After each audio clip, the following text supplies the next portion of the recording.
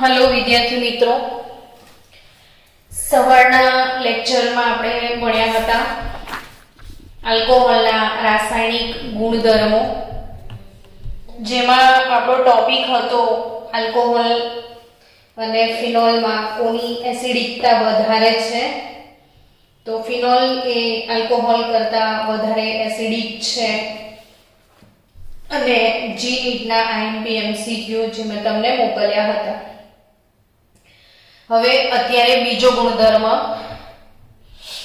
जेमां alcohol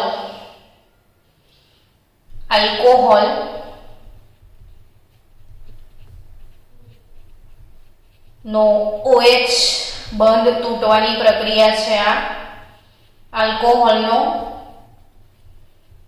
OH बंध तूटवानी प्रक्रियाओ ज चाली रही छे। आपणे पहेला दिवसे कीधुं हतुं के आल्कोहोल में OH बंध पण तूटी शके छे ने आल्कोहोल में CO बंध पण तूटे छे।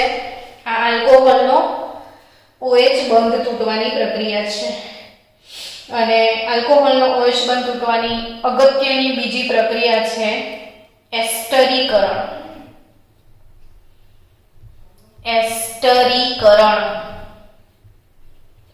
आनो मतलब शुं? एस्टरीकरण एटले तो के एस्टर बनवानी प्रक्रिया ने शुं कहेवाय?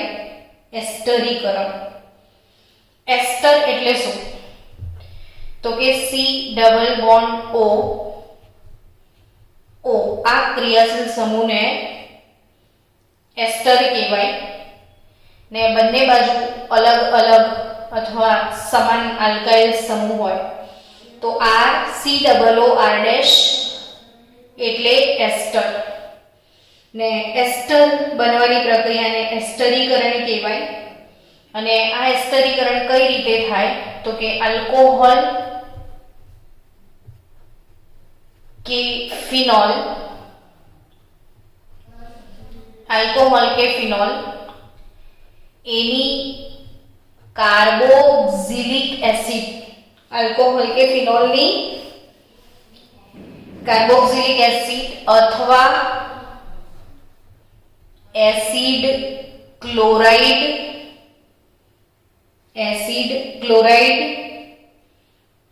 अथवा एसिड एनहाइड्राइड। मैं शू कीधुं? RCOOH एटले कार्बोक्सिलिक एसिड अथवा RCOCl एटले एसिड क्लोराइड अथवा RCO2O एटले एसिड एनहाइड्राइड। एटले टूंकमां आल्कोहोल नी कार्बोक्सिलिक एसिड अथवा एसिड क्लोराइड अथवा एसिड एनहाइड्राइड साथे प्रक्रिया थाय तो तमने एस्टर मळशे। शुं मळशे? एस्टर। एक मिनिट राह जोजो। एस्टरीकरण एटले एस्टर बनवानी प्रक्रिया। पण तमने मने लागे छे त्यां सुधी आ त्रण जे क्रियाशील समूह छे एनुं थोडुं नामकरण पण शीखवाडવું પડશે।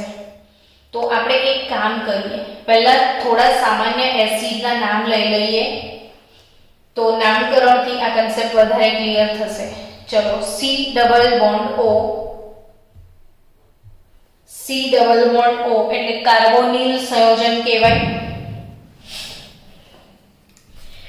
C ડબલ બોન્ડ O એટલે કાર્બોનિલ સંયોજન કહેવાય ને આ કાર્બોનિલ સંયોજનમાં एक बाजू R ने बीजी बाजू जो Cl लगाडवामां आवे तो शुं मळे? RCOCl एसिड क्लोराइड जेने कहेवामां आवे छे। अने आ एसिड क्लोराइड एने प्रत्यय शुं लागे? तो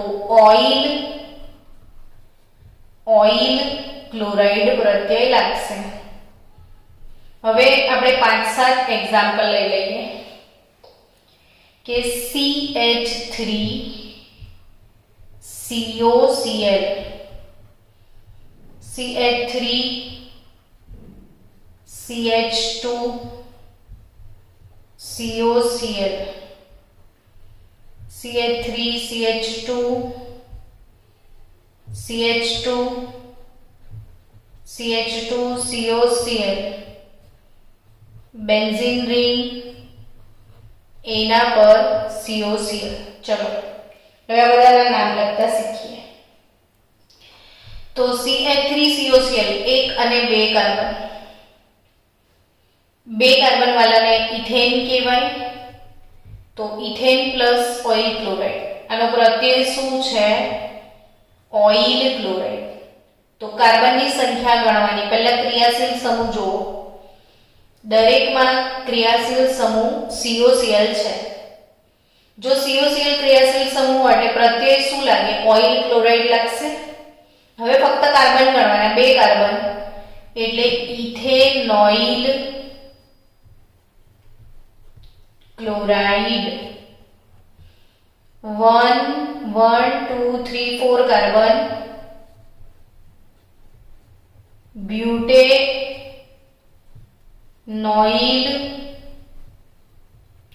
ક્લોરાઇડ.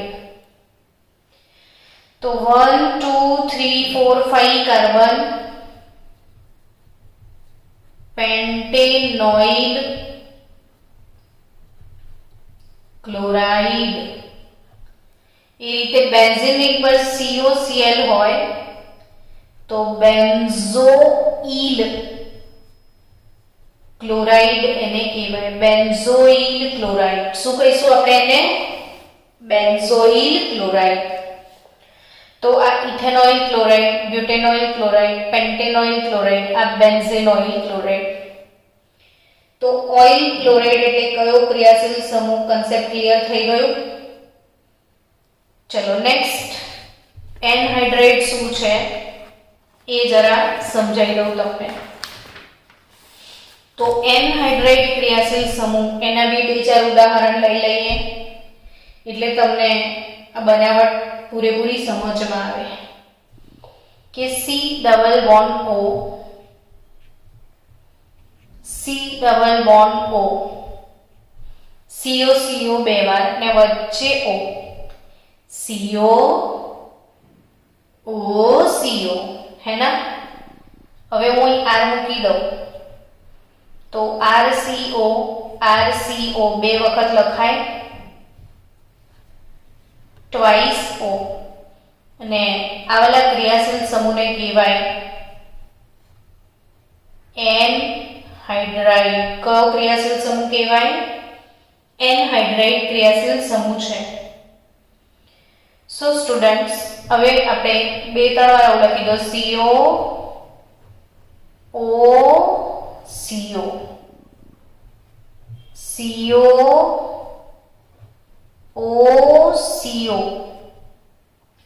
જો હવે હું અહીંયા મિથાઇલ મૂકી દઉં, જો અહીંયા ઇથાઇલ મૂકી દઉં,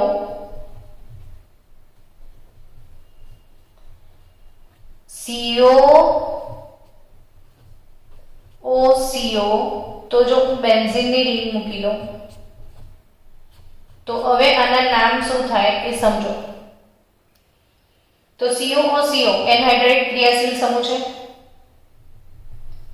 એક અને બે કાર્બન, બંને બાજુ સરખું છે, બંને બાજુ સરખું ને બંને બાજુ સરખું હોય તો એને સમમિત હાઇડ્રોકાર્બન કહેવાય. તો આ સમમિત છે. તો એક જ બાજુના કાર્બન ગણવાના, બે કાર્બન એટલે ઇથેન. તો ઇથેન ઓઇક એનહાઇડ્રાઇડ એનો પ્રત્યય છે. તો નામ શું થશે? Ethanoic anhydride. આનું નામ શું થશે? તો પ્રોપેનોઇક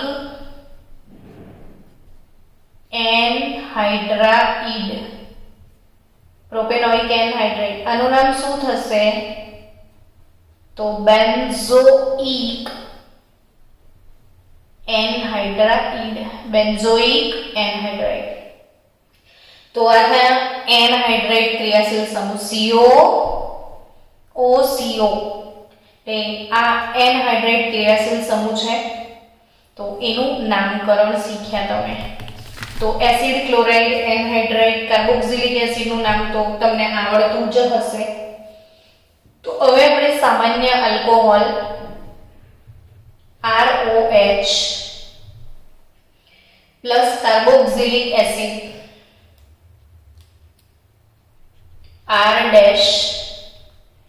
R-COOH વચ્ચે પ્રક્રિયા થાય તો આલ્કોહોલ એનો H ને એસિડ નો OH પાણી દૂર થશે. તો શું મળશે? આલ્કોહોલમાંથી આલ્કોક્સાઇડ RO ને એસિડમાંથી C double bond O R dash. તો ROCO OCO R ડેશ એટલે આ કયો ક્રિયાશીલ સમૂહ થાય? એસ્ટર.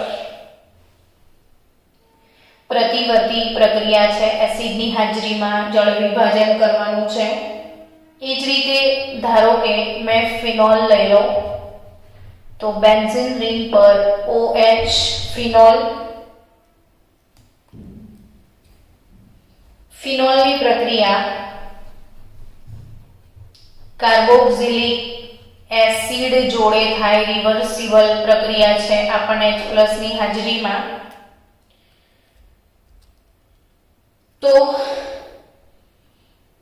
શું થશે કે આલ્કોહોલ એનો OH દૂર થશે અને આલ્કોહોલનો H ને એસિડનો OH, એટલે તમને શું મળશે? તો કે R dash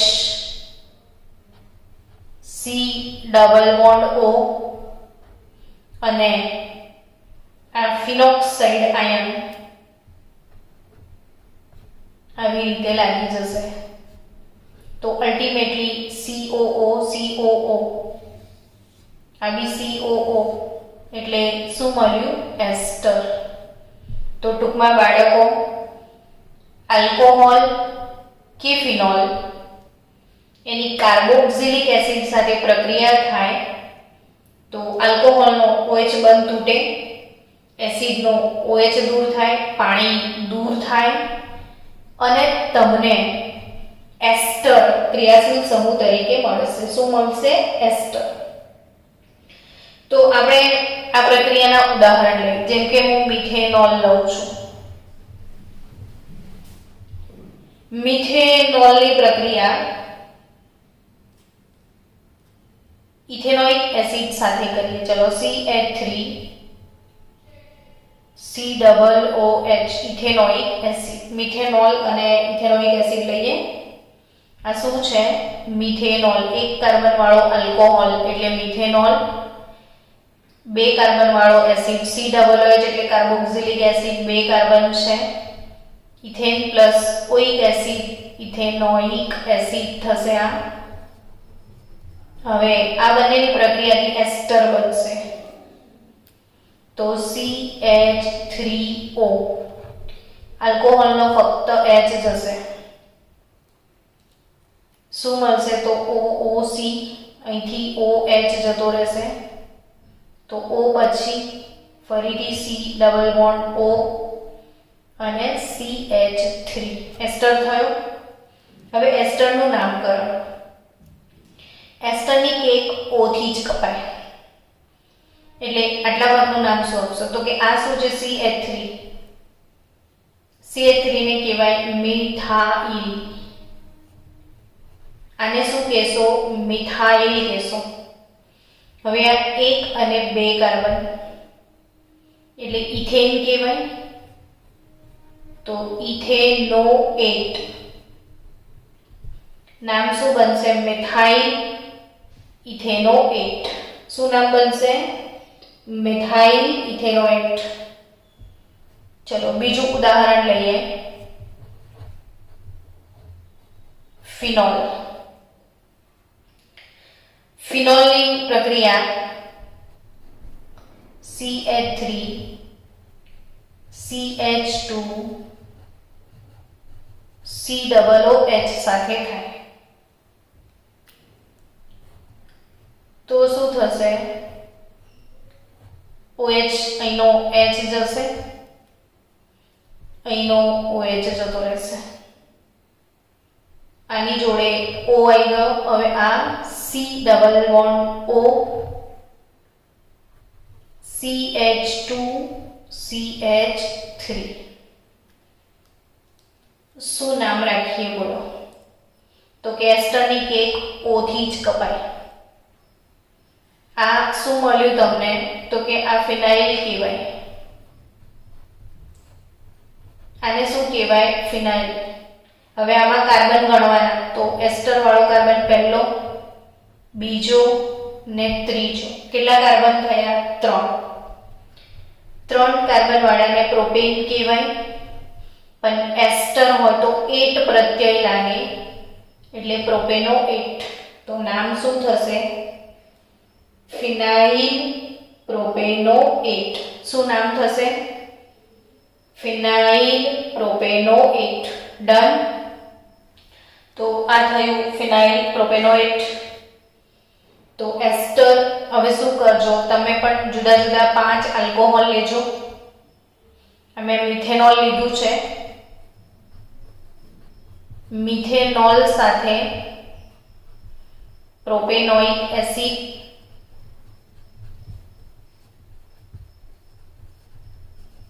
methanol plus બ્યુટેનોઇક acid,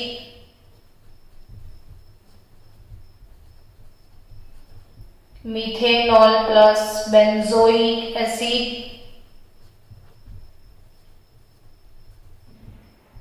તો આ જે 3 પરિવર્તનો આપ્યા મેં, આ 3 પ્રક્રિયાઓ લખી ને જે નિપજ મળે છે એનું IUPAC નામ લખી અને મને હોમવર્ક મોકલજો. Methanol plus propanoic acid, methanol plus બ્યુટેનોઇક acid, methanol plus benzoic acid. એવી જ રીતે ફિનોલ લેજો.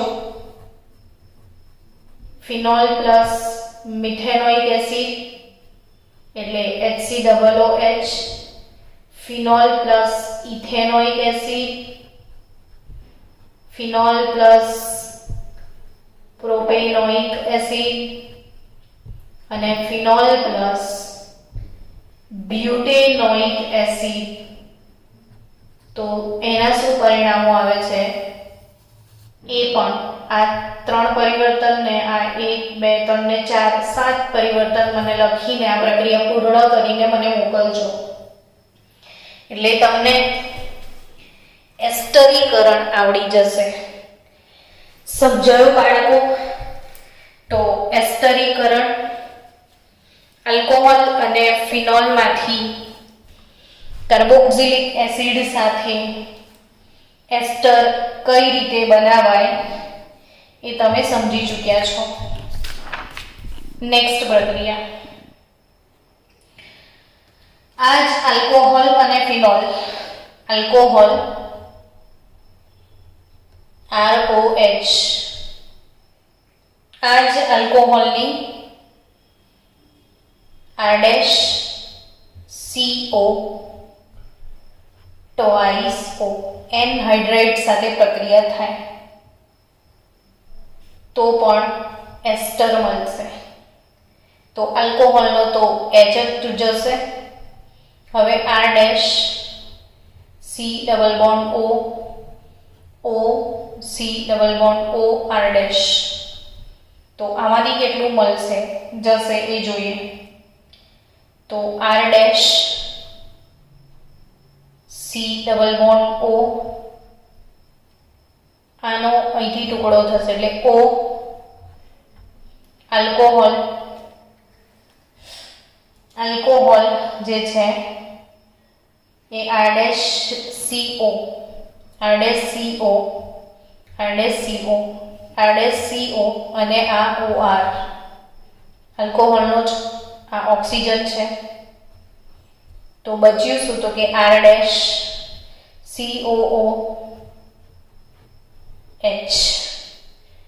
તો આ પણ જળ વિભાજન. તો એક આલ્કોહોલનો અણુ મળશે ને એક એક કાર્બોક્સિલિક એસિડનો અણુ મળશે અને એક એસ્ટરનો અણુ મળશે. એ જ રીતે જો તમે ફિનોલ લેશો, ફિનોલની પ્રક્રિયા એ R' CO R' જોડે થશે.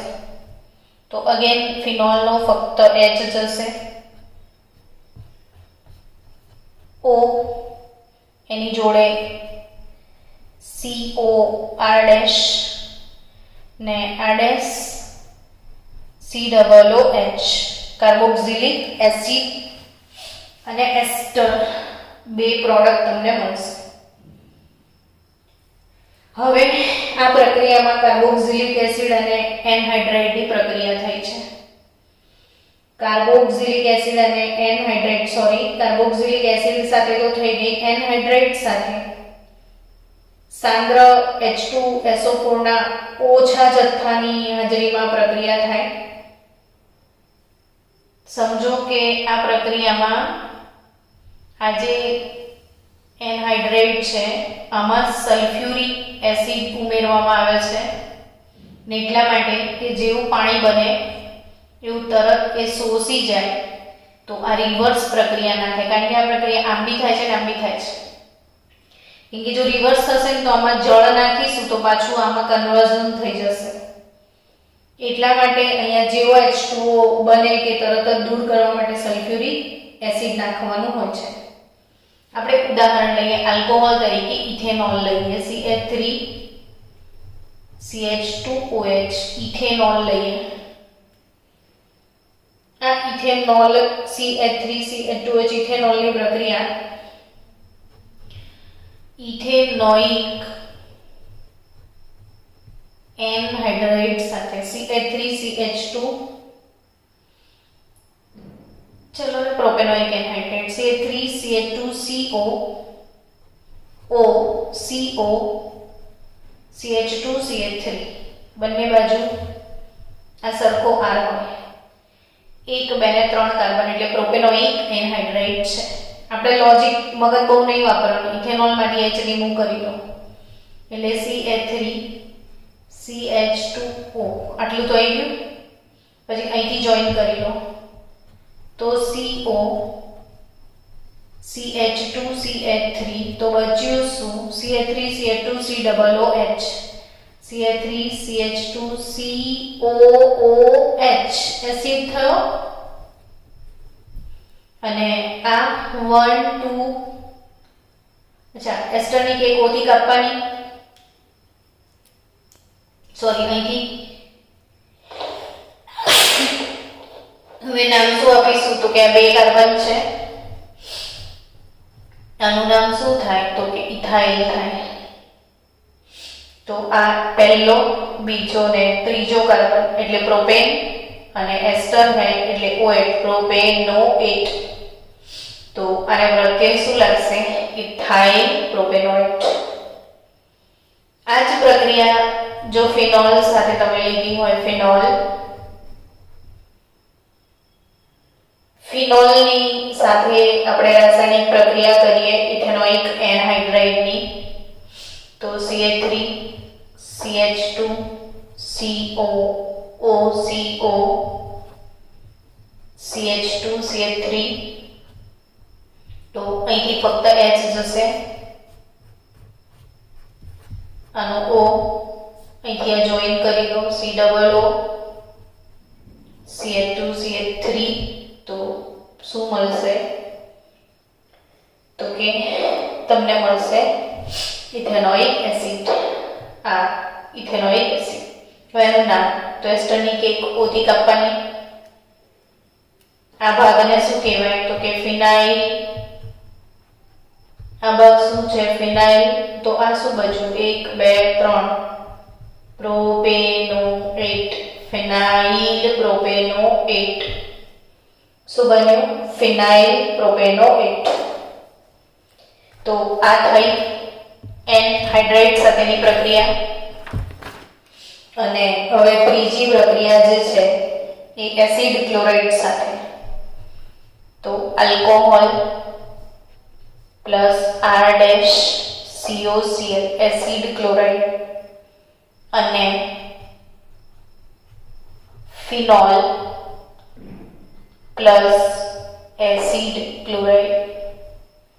આલ્કોહોલ પ્લસ એસિડ ક્લોરાઇડ ને phenol plus acid chloride pyridine ઉદ્દીપકની હાજરીમાં આ પ્રક્રિયા થશે. આલ્કોહોલનો ફક્ત H